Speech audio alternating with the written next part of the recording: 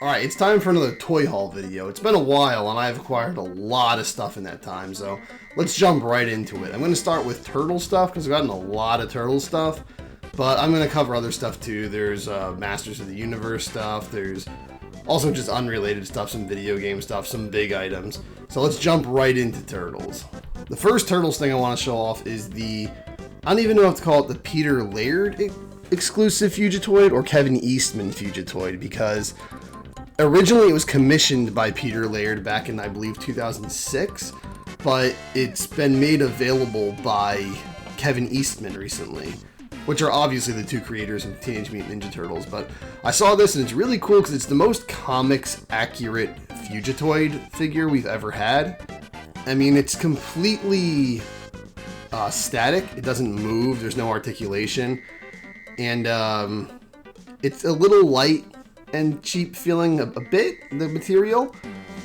But, I mean, the whole thing's vac metaled. And anyone who's watched my Turtles videos knows how much I love vac metal finish. So I'm totally cool with this. This thing is awesome. And he's really in a pose that's not bad. He's kind of a pose you'd want him to be in. But yeah, this looks so much like the original Mirage Fugitoid. I think originally he had like yellow eyes and you could kind of see pupils in them. But, I mean, this is awesome. This thing is really cool, and it's actually really not that expensive. And I think they're still up for order on his website. You should go grab this if you're a Turtles fan, because this is like a really, really cool piece of Turtles merch.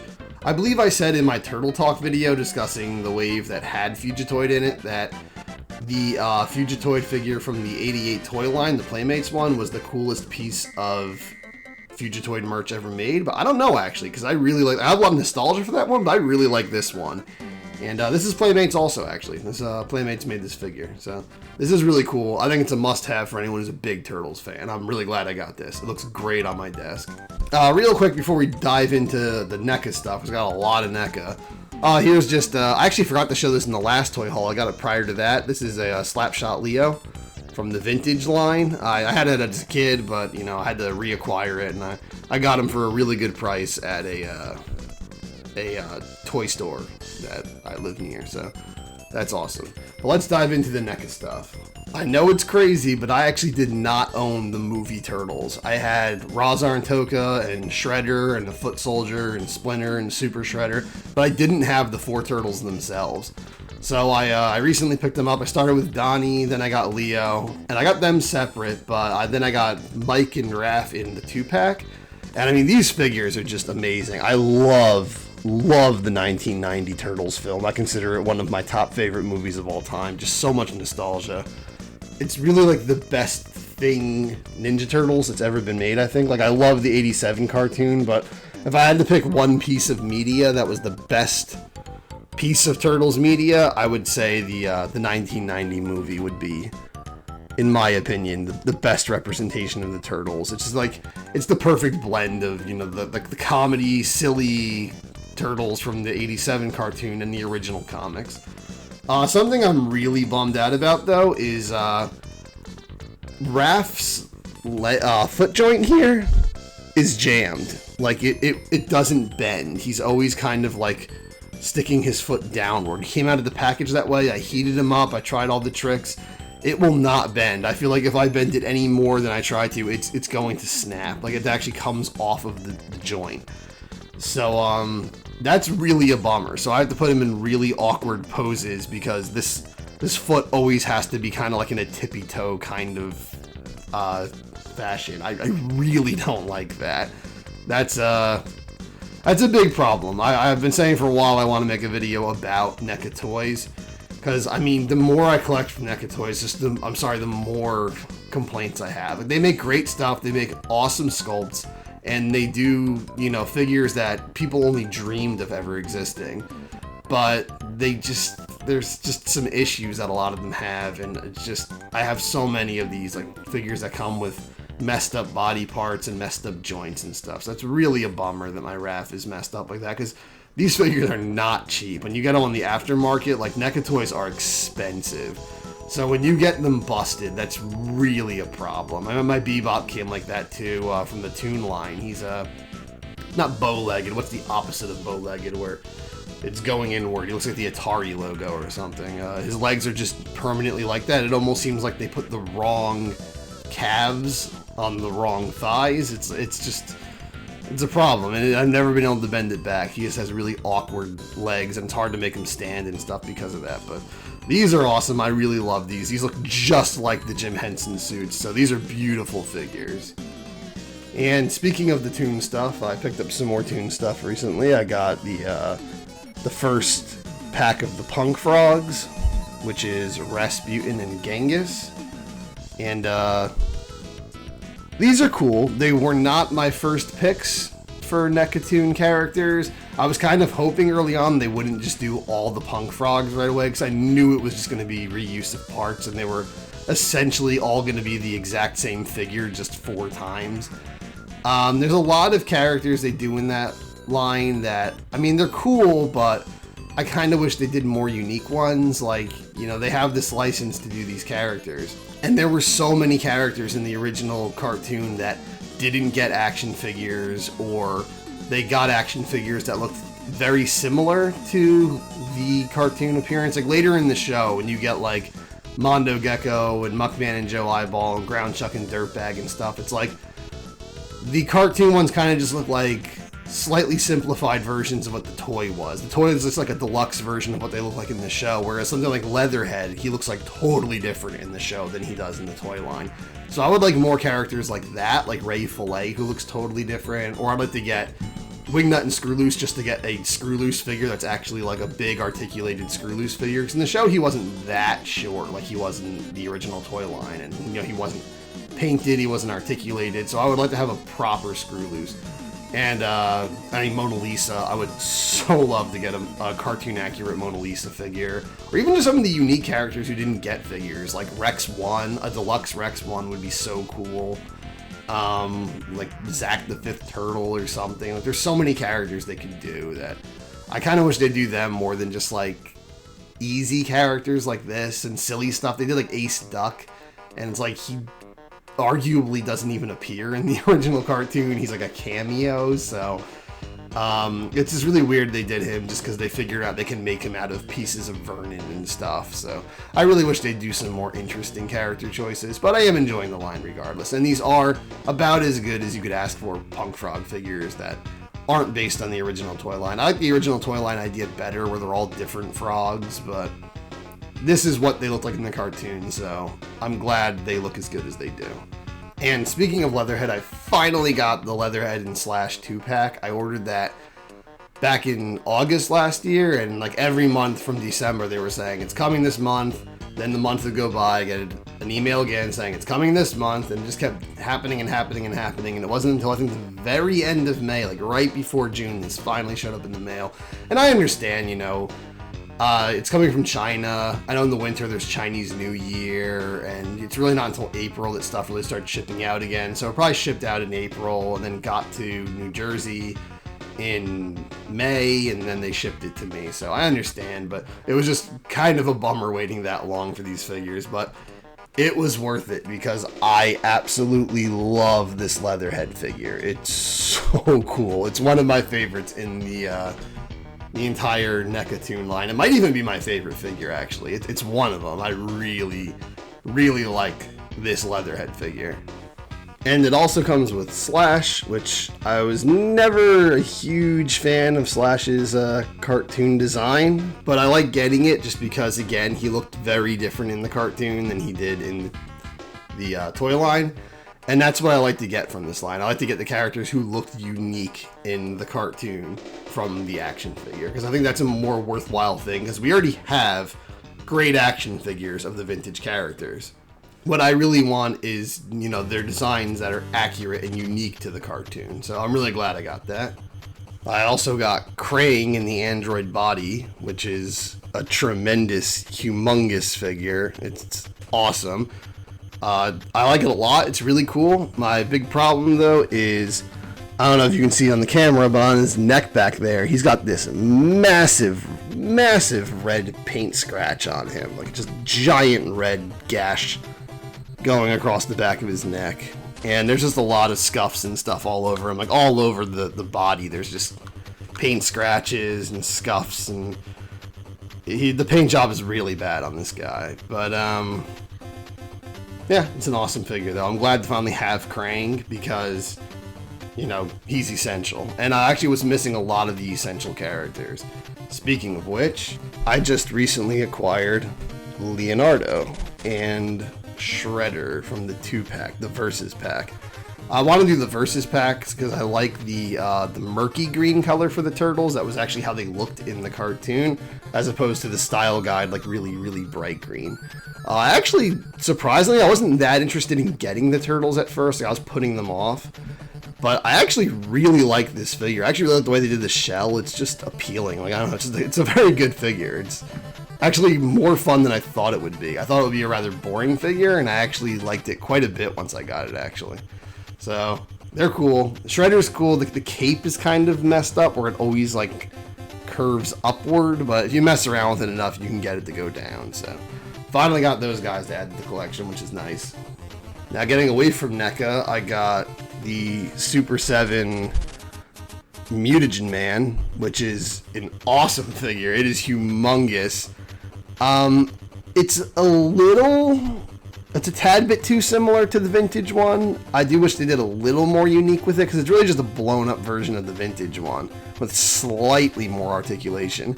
I really wish there was more paint going on the inside. Like, I kind of wish the skull in there was like, you know, an off-white kind of like dirty yellowed color. I kind of wish in the organs there was like some red and blue, just some coloration to go on instead of them all just being pink. I feel like if you're gonna plus these, you gotta plus them. Like, you can't just do the exact same thing they did back in the Playmates line.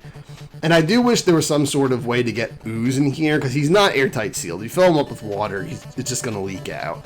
So you can't really use his action feature. So I wish they could have made this front plate removable, like you pull it off, and then maybe have like a translucent green slime molded plastic part that you could put inside that presses up against the shield and just put the shield back on.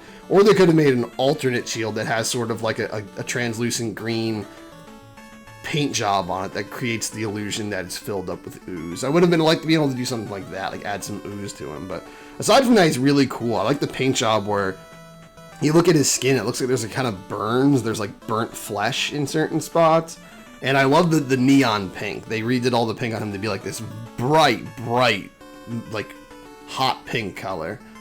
The gun, I think they could have done a little more than just putting a little bit of gold there. I think it could have been painted like many different colors. But yeah, it's an awesome figure though. This one's really cool, and he's just massive. And the final thing I have for Turtles today is these two figures. They're popping up at GameStops a lot. There was the 4 Turtles and Krang and Shredder, and these two, Bebop and Rocksteady. I only got Bebop and Rocksteady so far because these are big, chunky statues, and they take up a lot of space. So, I mean, I'm always gonna buy Bebop and Rocksteady. Like, I will always buy them. I'm a sucker for these characters. So I had to have them. And honestly, I gotta say, these are the best 87 cartoon accurate figures I've ever seen. Like, sorry NECA, but these are way more accurate than yours. Like, I have an official animation cell from the original Turtles of Rocksteady, and like, this looks identical. The only complaint I could say is I wish his legs were a little longer to match Bebop's, because I know he's supposed to be shorter and stockier than Bebop in the cartoon, but his head is just so much bigger than Bebop's, and his legs are so much shorter that I think they could have just given him a little more height there. But these are fantastic. I mean, they have amazing like dry brush and stuff going on in there to like really bring out the details. The colors are spot on. The NECA colors are very pale. These are very deep and perfect. You know, Bebop has that like soft serve chocolate ice cream kind of colored skin like he had in the cartoon, and Rocksteady has that very dark, deep, cool gray that he had in the cartoon. These are just awesome. The Technodrome floor, like, I really like these, and honestly, they're not that expensive. They're pretty cheap. I mean, they're expensive, but they're not that expensive. For what they are, they're pretty cheap. They're big, hulking statues, and you know, no articulation or anything, but they're in a great pose. I think they're in great poses already. These are just awesome figures. Really the best Bebop and Rocksteady cartoon figures I've ever seen. These are definitely worth picking up, I think. Alright, moving away from turtles now, but still on the topic of statues rather than action figures. I got this gigantic Poison statue from Final Fight or Street Fighter, or whatever franchise you want to say she's from. And she's been popping up in the background of my videos already because she just always sits over there now. But there's an interesting story to this figure about how I kind of accidentally ended up buying this extremely expensive high-end statue. So it dates back to about 2019. I moved into the new place, and I was looking for stuff to spice up the room with. And I wanted a Poison figure, because Poison's always been my favorite of the Capcom babes. Capcom makes the best babes. Poison was my favorite of the Capcom girls for, let's just say, multiple reasons. So I wanted to get some merchandise for her, a figure or two, to hang up in the room.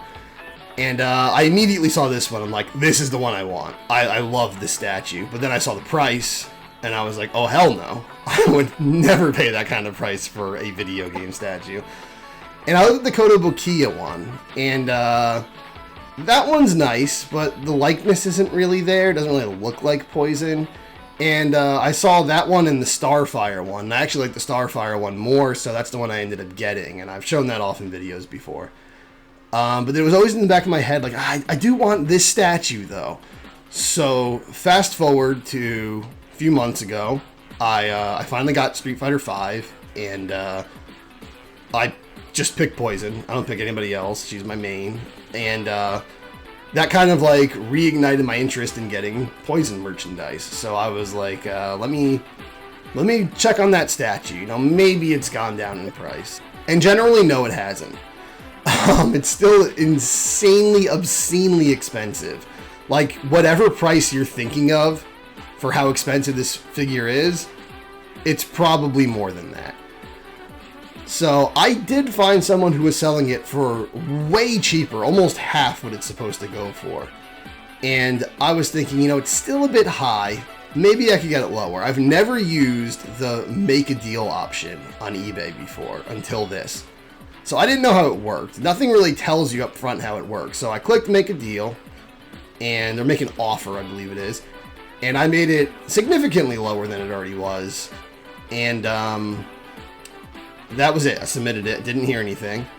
Then later that day I get an email from eBay, and they're telling me, oh, congratulations, you made an offer. If he accepts it, you gotta buy it now. You committed to buy. And I did not know that. Like, maybe I should have. Maybe I should have looked into it before I clicked it. But I thought it was like, I'd make an offer, he'd get back to me and tell me if he was okay with it or not, and then I'd decide, okay, am I going to go forward and buy this thing? But no, it was a commit to buy. And I was like, I don't want to use that much money right now. And especially not on just some static figure. Like, I love this statue, but that's a lot of money. So I wrote back to him and said, like, if possible, could we cancel the whole thing? I didn't know it was a commit to buy, and he didn't answer. And although he didn't answer, he accepted it. So I was stuck having to pay for it. So then I sent him 2 more messages, and he didn't answer. It wasn't until days later it was like a day later, I think, he sent me a message saying, and he was saying, I can decide to cancel it or pay, and it was running out of time to pay. And I was like, you know what, I'm never going to find this statue for this good a price. And if I do PayPal credit, I could get a really good payment plan. And I did. So at the last second, I got that, like, gambler blog. I'm like, screw it. I want it. And I just took it, even though it's a lot of money. I got it for way less than you're supposed to, though. Like, significantly less than half of what you're supposed to get it for. So this was, like, an unheard of good deal for this figure. So now I have it. And I'm still paying it off at the payment plan, but it is a really good one. The guy, though, yeah, he was really bad with communication. He kept blaming it on, I'm like, oh, I don't know why eBay's not showing you my messages. But he was, like, conveniently not answering me at times, and he was really bad after I won it. I asked some questions, and he didn't answer them. And then when I got it, there's, like, paint damage on her thigh here. There's all these scrapes on it. There's some damage on the back of her hair. And I'm not sure if she's supposed to come with an alternate head. You can take the head off, remove the hat, and take the face off. And she's supposed to come with a smiling face, which she has kind of like a cheeky smile. That's the one I actually wanted. So I was a little disappointed that I didn't get that one. There's a space for it in the styrofoam in the box, but it just doesn't have it. And I asked him like what was up with that and about the damage on the leg, because he said it was sealed and never opened, but it was clearly opened before. And he didn't respond. He refused to respond. So I had to give him, I never ever want to give someone some negative feedback, but I took a few points off of his feedback because it's like, I gotta be honest, his communication was terrible and his item description was not correct. But as far as the different face though, I don't know if that's supposed to come with it or if like there's just two different editions you can buy and one has the smiling face and one has the angry face. But regardless, I still love it. It's still great. It's super high quality. I mean, all the chains are real metal chains on her. Her shirt is like a real fabric. And actually, the box shows it where her sleeves are kind of like down on her shoulders. Like this. So, I guess I kind of like one being up and one being down. So, I guess I'm going to display her like that. But, yeah, huge Poison fan. So, glad I got this, even if it was kind of an accident. I didn't really want to. I might get the Kotobukiya one at some point. I'll see. I'd really like one in her Street Fighter V design. That design's really grown on me, and I think I prefer that one now. Especially the cop outfit, the swimsuit cop outfit. If they made a figure with that, I'm buying it. But, yeah, this is awesome, even if it wasn't really intentional. But even though it is awesome, I would not recommend buying one of those figures for aftermarket price. No figure is worth that much. I don't care what it's made out of. Some crazy resin or stone or whatever. Like if it falls over, it feels like it's gonna break. So it's not worth the insane amount of money. But anyway, let's move on to some Masters of the Universe stuff that I got, because I got a good deal of Masters stuff. As far as vintage stuff goes, I got the Roton. I'm severely lacking when it comes to vehicles and playsets from classic lines like Turtles and MotU that I love. And the Roton's awesome. I mean, it works. Not so much on this surface, but it works. Trust me, I've tried it. And I also found Beastman at a thrift store. I already had Beastman, but one of his pauldrons was damaged and wouldn't go on. So this is actually the damaged one. I used a rubber band to hold this on, but now I have another Beastman with functioning pauldrons. So he's in full, complete condition. So the Roton's awesome. I actually got this for a really good price. It's missing a lot of the stickers. Like there's supposed to be stickers everywhere. It really only has the eyes and the two circuit panels up here. Aside from that, all the stickers are missing. But it's in good condition for, you know, how old this thing is. And glad to finally start getting some vehicles for my vintage Masters line. I've gotten quite a few Origins figures. The only like standard figure I got was Beastman.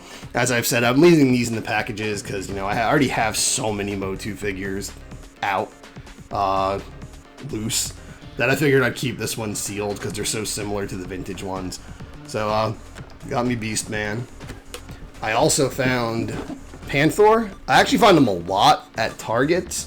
He's not flocked, unfortunately, though. Originally, I saw him at Target, and I didn't grab him because I'm like, I'm going to hold out for the Walmart flocked one.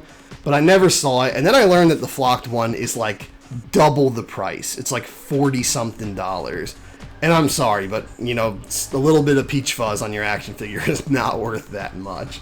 So I just, you know, got the regular one. And it's still awesome. I still like it. The artwork on top is just totally wicked. But that's not the great thing I found at Target. The great thing I found at Target is the Rise of Evil 2-pack.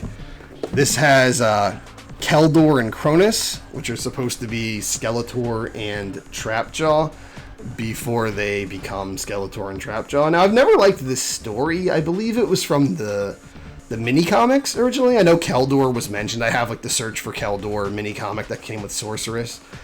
But I know in the 2003 series, they adapted this as something. In the Filmation original, they said Skeletor was just, you know, a skeleton-headed, like a skull-headed guy. That was just part of his race. Those skull-headed blue people.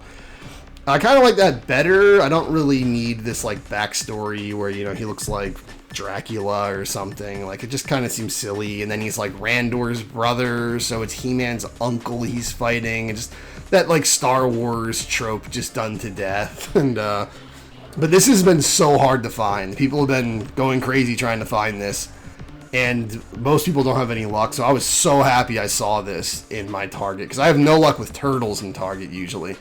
But I found this, and this is so rare, and it looks beautiful. It looks awesome. I really like this Skeletor head that you can put on the Keldor body. He has these, like, little crystallized plastic ruby eyes. It reminds me of, do you remember in the 90s, there was those keychains? They were made out of, like, all the different bone parts were separated by little, like, you know, metal hooks. So you could kind of, like, make them dance around. These skeletons, or like the dirty colored skeletons, but they had, like, different colored gem eyes. It reminds me of those. The only bummer is my Cronus, his helmet is put on crooked. So it's like, one half of his head is exposed and the other half is covered by the helmet. It's really sloppy. I really wish it was put on better, but still beautiful artwork on this package. Beautiful display piece, and so rare, so I'm so glad I found this. And then last of all, we got some Hot Wheels. I got one Masters of the Universe one. It's the Battle Ram, which is cool. It's like a little mini replica of the Battle Ram. I got for the Disney character ones, I got the Ariel one, because, you know, I just love the Little Mermaid. There's a Sebastian one out too. I really want that, but I actually really like the car in this. It's really cool. I like it when they don't do, like, the skin tone. I don't like it when they give it, like, a flesh color at some point. It looks like the human character was mutated into a car. The Sebastian one kind of looks like that. So I kind of like that this one's just, like, a cool design. It has, like, a mermaid fit on it and stuff, but it's just a cool design, the car. And anyway, I got, what's probably the coolest one, I think, is the Thunder Tank from Thundercats. This one is freaking awesome. So I really got a lot. I got these. I've been getting a lot more Hot Wheels this past year than I ever thought I would, but they're awesome, so I'm glad I got them. I also acquired a lot of, not a lot, but a little bit of vintage minifigures recently, mostly Smurfs, but I also got a California Raisin. I had some of these as a kid, these California Raisin figures, and they're pretty nostalgic for me. This one I got at a toy store. The same day I got Slapshot Leo, actually. He kind of looks like Jimi Hendrix, so these are kind of cool. Just solid little figures, just soft plastic, a little gummy. But I also got, oh, there he goes. I also got a bunch of these little Smurf ones at the same thrift store I got the Beast Man from. They're mostly Smurfette. They had a few other ones. They had like an Easter one where she was dressed as a bunny and stuff. And some of these are actually from the late 70s.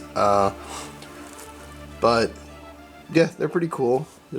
These were really big. I mean, I had the California Raisins as a kid, a few of them. I don't remember if I had any of the Smurfs. I probably did. Probably just got them like goodie bags from, you know, birthday parties my siblings went to or something. But one thing I found a little weird about these, some of them, you turn it around and not only did they sculpt panties and paint panties on her, but they gave her a wedgie. Like, the Smurfette one comes with a wedgie. that's a little odd. I don't really know why they painted that detail. It's on this one too.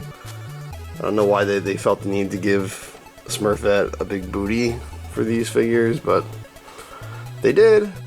But yeah, there was other ones there. I didn't get all of them, but they're pretty cool. You know, they're one of those things like the California Raisins figures where I'll pick them up as I find them every now and then if they're, like, you know, cheap.